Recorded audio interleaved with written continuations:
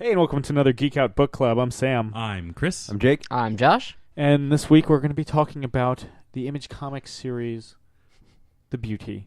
The first volume, also called The Beauty, Volume 1, is out Wednesday, March 16th on Comixology, comic book shops everywhere. It'll be in comic books or in regular bookstores the following week, as is Image Comics Way. The first volume collects the first 6 issues. We got Image Comics was nice enough to let us take a look at it before it hits the stands. And I mean we've got Jeremy and Jason, the creators, on the show, and they were very very courteous and very nice and talked to us about Queen and of course the series. But what did you guys think of the book? I dug it, man. This is honestly I didn't want to bring this up in the interview because I didn't know. There's very little chance that this is what inspired them. But in the beginning of issue 2, there's that scene where like the news reporters are doing their thing and the dude fucking explodes, and all I could think about was Batman '89, where they're doing the thing and the lady starts laughing and then she gets like Smilexed or whatever. The news report. Yeah. So that's the first thing. But honestly, though, I thought it was first of all, it was beautiful. No, like, stupid pun intended. Like, the art is fantastic on it, and the story has a lot of twists and turns, like we say on the interview. And the character, Mr. Calaveras, is like Senor. Yeah, Senor is like the coolest dude. And again, it's that kind of thing I have to like preface it like with the governor. Like, I don't condone Mr. Calaveras' actions by saying I like the dude in the book, but I think he's a fantastic character. Yeah. Anyone who thinks like you just because you like a character means you can like, come on. I like Jason Voorhees. Oh, you condone his serial killing? Yes, fine. I condone his. I like it when he takes out Kevin Bacon. Fine.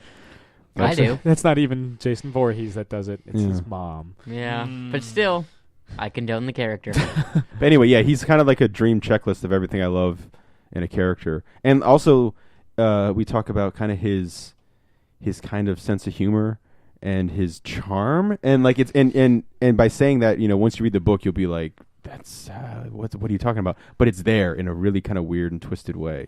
And I kind of alluded to this in the interview. So we read a lot of books on the show. Mm-hmm. A lot of creator-owned books are like cop books, like kind of like they're investigating something, and of course they're investigating the link between the death and the beauty. That's clear from the outset with this book.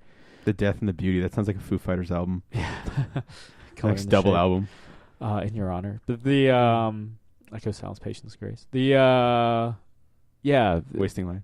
This one, I mean, it starts out as kind of like a social Foo Fighters, self-titled, as a very overt social commentary. Yes. And then it just goes off the rails because you find out like there's these shadowy people that are employing, say, Mr. Calaveras, and of course you've got anti-beauty groups, and there's that moment where they first enter, like, I guess a beauty brothel where they've got like the guy like dressed the uglies upstairs or whatever. Yeah. And the reveals of when the people realize they've been infected by the beauty. I love that. I was hoping it was going to go through all 6 issues. The first 2 issues ends with a character going, "Oh fuck," and I was hoping that'd be like a reoccurring thing just to be funny. One of my favorite sequences in the entire the first volume surprisingly doesn't involve Mr. Calaveras. It's between the Riggs and Murtaugh for going for the buddy cop thing, where they're sitting in. There's that the way it's kind of cut down the middle between the glass. And I guess spoilers. We don't want to. But there's one of the characters.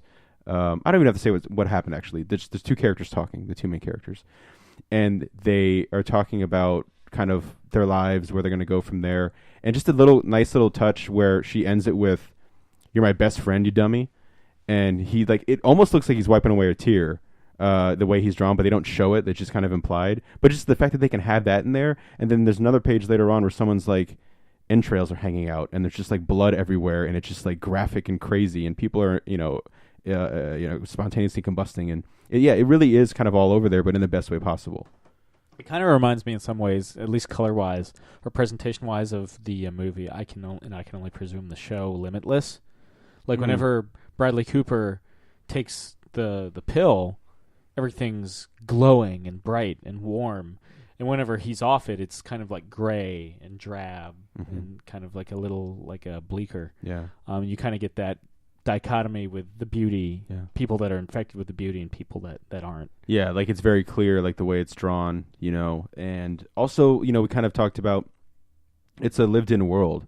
We're thrown into it. We kind of get a gist in the very beginning of what's happened, but we're thrown right into it, and it's weird because like some issues when they do that with a book, you kind of feel lost for the entire first issue. I didn't really feel lost at all. Like you just get it. Like it's like they say in the interview, it's about an STD that makes you beautiful, and you just boom, you're in. And then you're just investigating everything and just unraveling from there. Yeah, as they say in like the opening pages, it's the first STD that people actively want. Yeah, and I do like there are other moments too where like one of the characters is like, I got this shit and I didn't want it. Like this is before everyone else was like, going crazy to try to get it. Yeah, like before they realize the implications. Yeah, and then once you realize that, the even bigger implications. Yeah.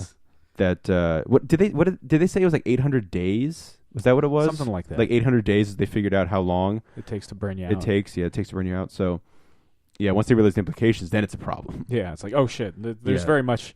I mean, we see somebody combust within the first couple panels. Yeah. So we can kind of infer that there's a ticking clock, especially when one of the characters gets infected. And that's a great thing too, because you got all these characters that like at any moment, because we don't, aside from the main character, we don't really know how long they've been infected for, and at any moment, boom. Yeah. So, I think this book definitely gets our, seal of approval. Mm-hmm. It kind of mixes up what is a very, I think on paper, a pretty, like they were saying, a pretty simple concept. Yeah. But they take it to some very interesting places. I think a lot of times the simpler the concept, like, we were saying, if you can just pitch that book in a sentence, which it was like, it really does help when you work in a comic shop when you can do that, because you get a lot of people coming up asking, what's this? Is this a good book? What's about the, and if you can just boom, and you can catch them in that one sentence, once, they write that or they come up with that idea, they got a lot of room to play with then. And it shows.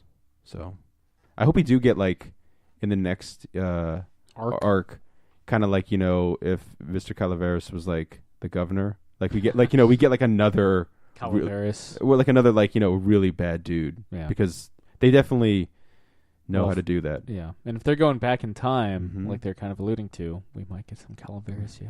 I mean, and there's a moment when I was like, man, we were really talking a lot, but they definitely seemed to dig him just as much as we did, which is good. Yeah. I mean, he's such a personable. I mean, sometimes your heroes can only be as good as your villains. Yeah. That's why Batman's so awesome, right? Mm-hmm. Best villains in comics. Yeah, totally. Yeah. So, yeah, definitely check out the. Definitely check out the book. Like I said, it'll be everywhere, March 16th, minus regular bookstores, in which case it'll be there everywhere in March 23rd. But yeah, Comixology, comic book stores, March 16th. Check it out.